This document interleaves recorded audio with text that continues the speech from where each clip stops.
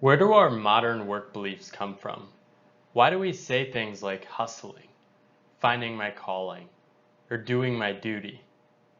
I want to take you on a brief journey through the history of work, starting before Christ and taking you almost to modern times, and show you where these beliefs come from, some counterintuitive things you may not expect, and how they're influencing us today.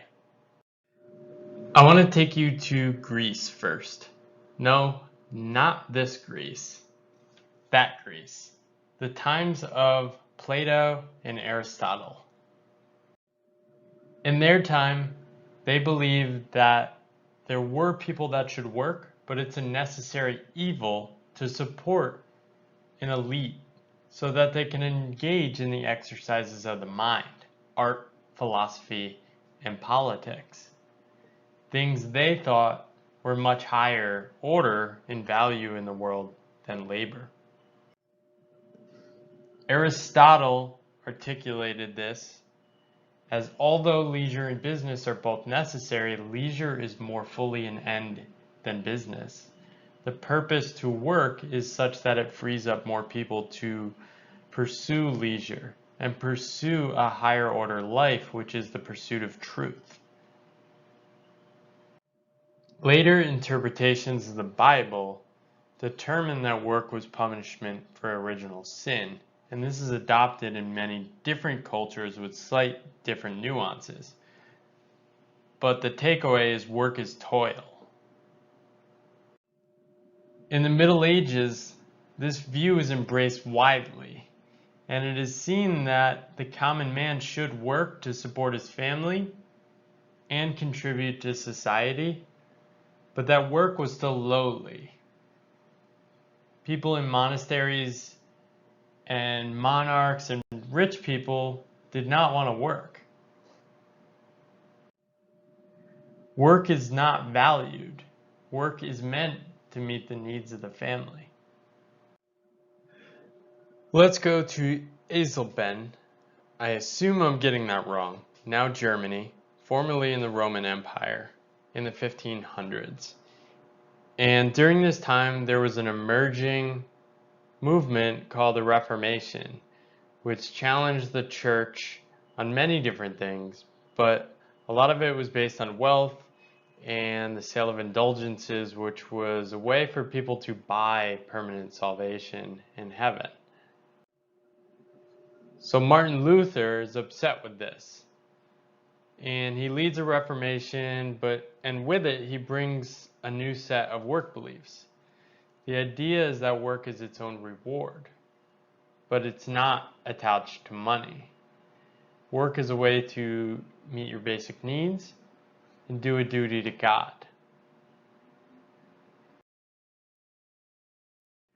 Now, remember the Middle Ages. Work is for the common man to support people in the monastery and the rich people just chilling.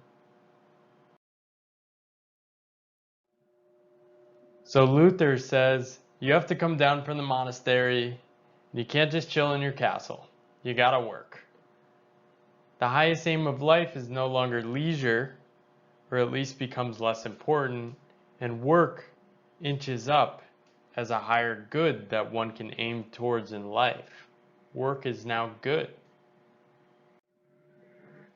John Calvin, the original disruptor, comes in and updates the business model.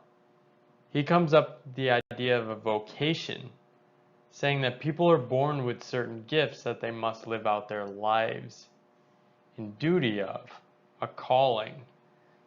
And this is a way to earn salvation in heaven after your death. There are a number of things that came with this. Work is still a way to show your devotion to God. You're also shaping the world in the image of God. Making money is now not seen as totally a bad thing.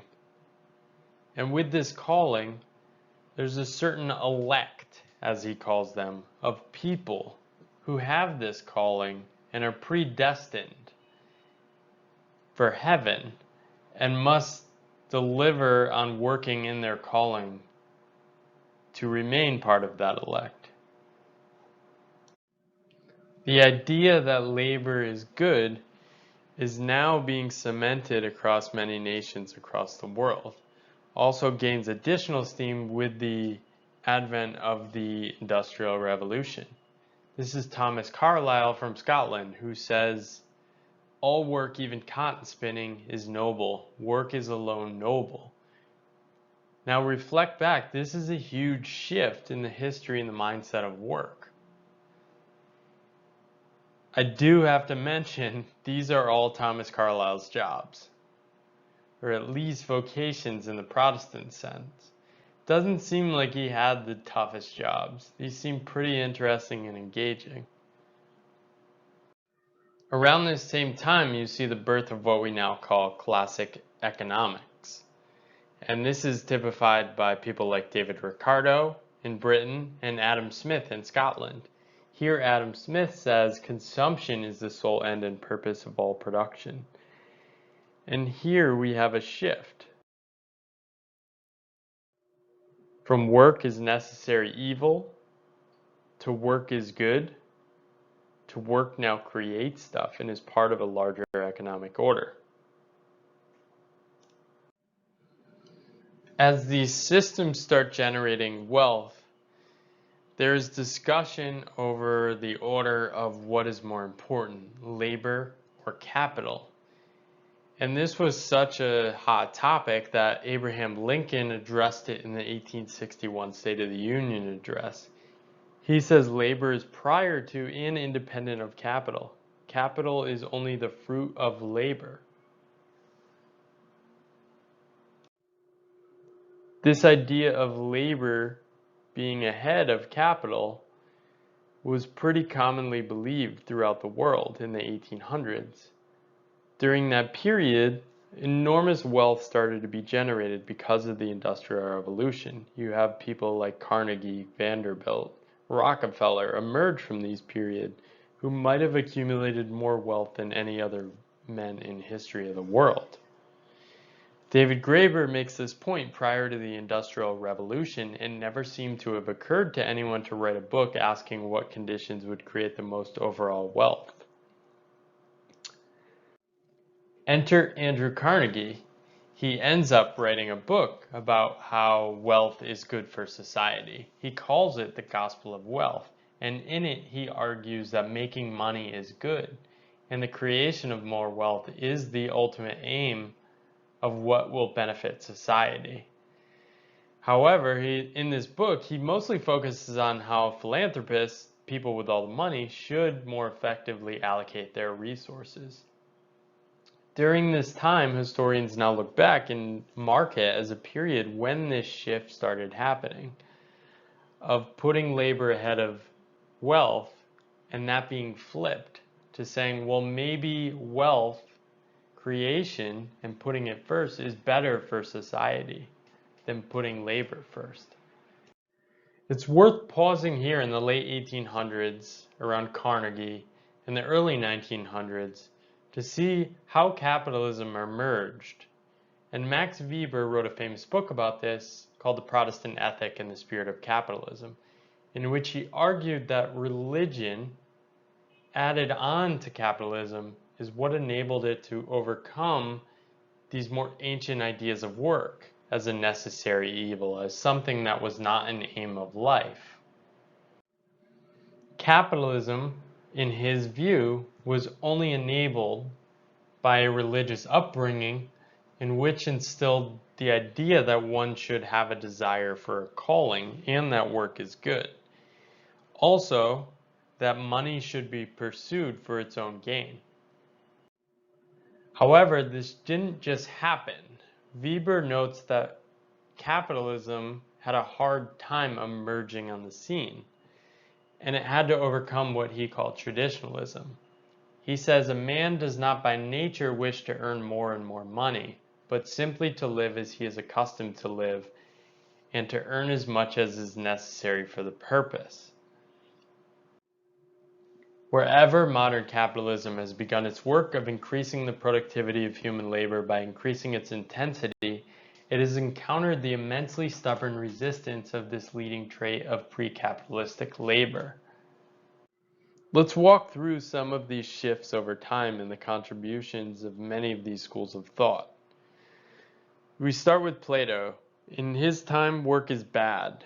It is a necessary evil, but enables elites like him to work on more important things. The Catholic view says work is bad too, but work is punishment for original sin. Work is toil.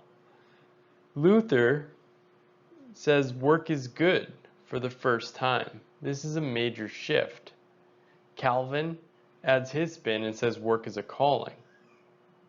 Adam Smith says work is also a means to make stuff. Carlyle reaffirms that work is good and says work is noble. All work is noble. Lincoln says labor is before capital, and he says this in his State of the Union address in 1861.